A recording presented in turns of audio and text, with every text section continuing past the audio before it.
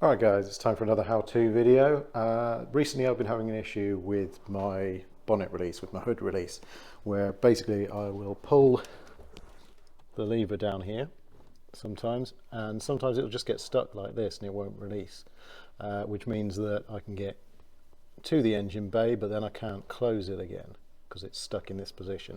Now I've been oiling the cable, at the moment it's working, but I want to throw a new cable into it and I'm going to show you guys how we do that today. The part number that you're going to need for the cable is this 53630 50060. This is the same part number for left-hand drive and right-hand drive cars. Basically everything I'm doing today, although I'm doing it on a right-hand drive car, it's exactly the same for you guys in North America and Europe who are using left-hand drive cars. Same part number, basically the same procedure, just mirrored. So this part number and the procedure applies to all LS430s, regardless of year, regardless of whether they're left or right-hand drive, and regardless of what market they were sold in. It also applies to the Toyota Celsior UCF 30s and 31s that were sold in Japan at the same time. We're going to start by taking off some bits in the cabin here. We're going to go under the dash there, take off a couple of panels and start getting access to the cable and unhook it from there, and then we'll move to the engine bay and do the same. Right, we're in. I've started by removing a screw from here, another screw from here. That'll allow me to pull this down. And then I'm going to remove the connectors here so I can take this black piece out of the way altogether. One connector there, one connector there, one there. There we go. Now I'm going to just push that out of the way. Right, hopefully you can see there, up the back here, you should be able to see this cable running down. It's clipped in here and then it disappears right up into that wiring there. To get the cable off this, you can get behind, and let's see if we can get it in shot. Behind that you'll see that the cable is actually hooked. There's a little hole, a slot that it goes through. So if we take the cable, pull it across,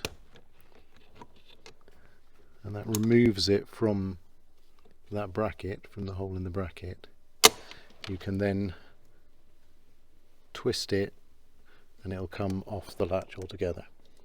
There's no need to remove the latch. So that gets us loose on that side. Now I'm going to go into the engine bay and do the bits on that end. Okay, here we are, engine bay. So for right-hand drive cars, the cable comes from the latch. It goes inside, underneath this piece, underneath here. You can briefly see it, just there. Goes underneath this black plastic panel, across the top of the strut tower, and then it disappears down near the brake booster through the firewall, through a grommet. So I'm going to first remove this, and I'm going to go at the front and remove the horn by that 112mm bolt, because I need to get a bolt behind it. Now if you're doing this for a left-hand drive, you're doing exactly the same, but you're doing it on this side of the vehicle, the side where your pull cord is. So let's get into that. Right, I've removed this piece up here so you can see a little better what's going on now. You can actually see more of the cable now. You see how it runs down here. It's clipped in a couple of little clips in places here. Sorry there. I've put a light down here so you can kind of see where it's going. So this is the cable here, and I don't know if I can get in there very well, but you can see it's coming down there and it goes through a grommet in the firewall just down there. You may be able to make out that there's a metal ring around the cable down there that's integrated into the cable, and that kind of determines which order you need to thread this through. So because of that ring, we're going to need to install it in the engine bay first and slide it through into the cabin. We can't do it the other way around because that metal piece is not going to go through the grommet very well. So that's that. At the front you can see I've taken the horn. I haven't bothered to disconnect the wiring for it. I've just disconnected the 12mm bolt that holds it on, because that gives me access to this. So underneath here there's a plastic cover piece that protects the cable, and I've already pushed them out, but you have to push in the little plastic tab that's there, and there's another one, where is it, here, that you also have to push out. Again, you can see there's mirror image ones for left-hand drive cars, so left-hand drive cars, it'll be here, and the other one will be behind the horn there and over here. So once I've removed those two plastic bits, there's a 10mm here that was behind the horn that will also undo. Here's the plastic piece coming out.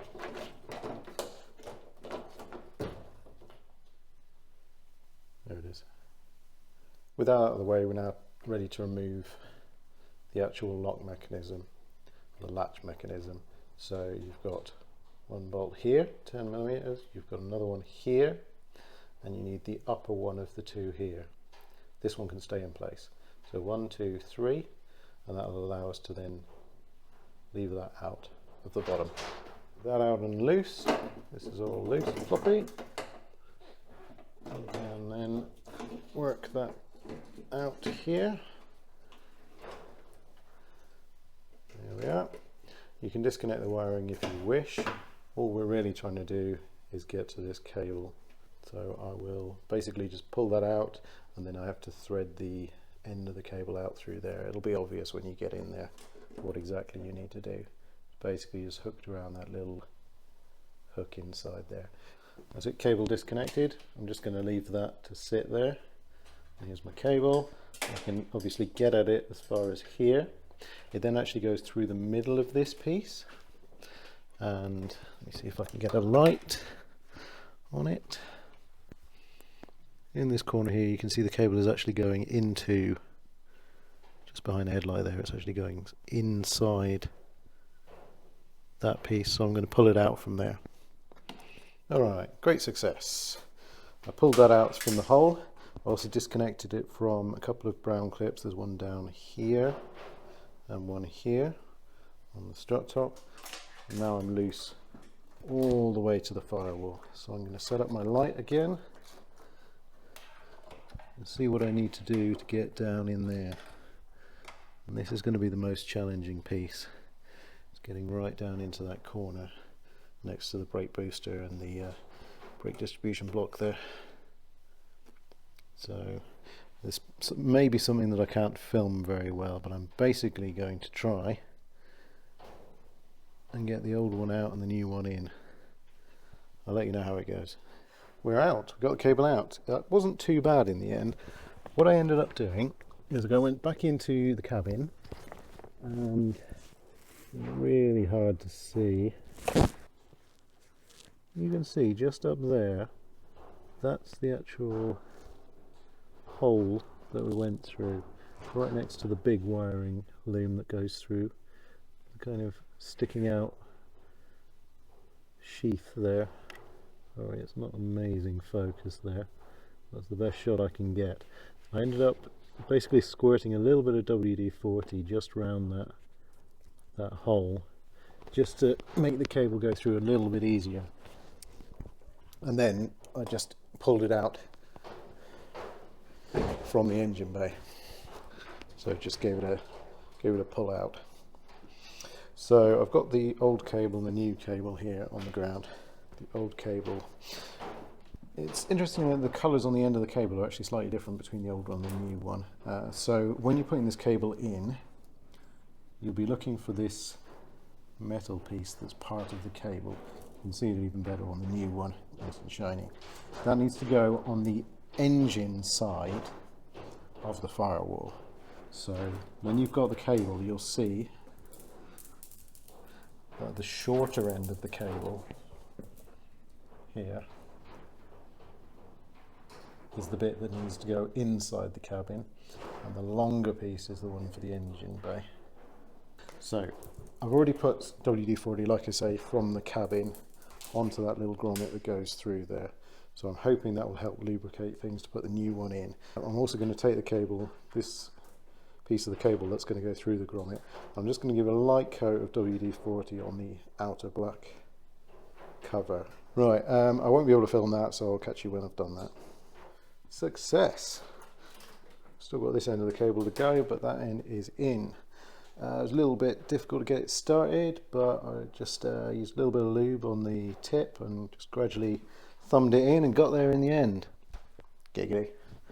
One thing that did help was got this long set of needle nose pliers and just use that to grab the cable and just sort of push it through as it went. But honestly, it wasn't that bad. So I've reconnected the cable on this end, so this is now functional again, and I just need to now go. I've done there's a brown clip down there that holds the cable in place, and then there's two across here. So now I just need to thread it back through this piece and reattach it. All the rest of the assembly is basically just the reverse of disassembly, so I'm just going to go through that, show you it works, and we're done. Alright, we're nearly back together now. I've put the cable back into the latch. I've made sure that the wiring connector for this is connected as well. I've done up the 3 bolts holding that on, 2 bolts on that. I've put the plastic piece back on underneath and attached it with that and the little plastic pieces. So it's just the horn to go back on now. Now before I go any further and before I close the bonnet, I'm going to make sure that it does actually work, because the last thing I want to do is to slam this shut and realise that I can't open it anymore. So what I've done is I've taken a screwdriver, right, and I've pressed down into the lock. You have to press quite hard until it clicked all the way in like this. So this is now in the locked position. That won't move, won't come up at all, it's locked. So I'm going to go around now and just check that it works. So I'm going to pull this, I can hear it click, goes back, that's good. Action feels really good, really slick, really easy. You can see that this is now in the up position, so this piece here has gone up. See, what I've done is pressed that all the way down. Kind of hard to do one hand with, but basically I just pressed down on that as hard as I could until this lever had gone all the way down and this one had come down and locked in its place. So just verify that that works before you button everything up and close it and realise that you can't open it again. Right, so like I say, I've done the wiring connector that's attached to this. The last thing I need to do is put the horn back on here, close the hood, and I'm done. Alright, we're done. I've put the cover back on there. I didn't really mention that before. And one thing I forgot to mention is the nut that was on behind here and the nut that was here. They actually have a little plastic cap over them, which I forgot that I'd already removed. So you'll need to prise that out with a little screwdriver or something like that, just so you can find those. So a nice tip for you. So we'll just verify that this works. Lovely. All closed nicely. Let's make sure it opens. Perfect. Really smooth action now. Get another 20 years out of that. All right, thank you very much for sticking with it. Like, subscribe, blah, blah, blah, blah. Cheers.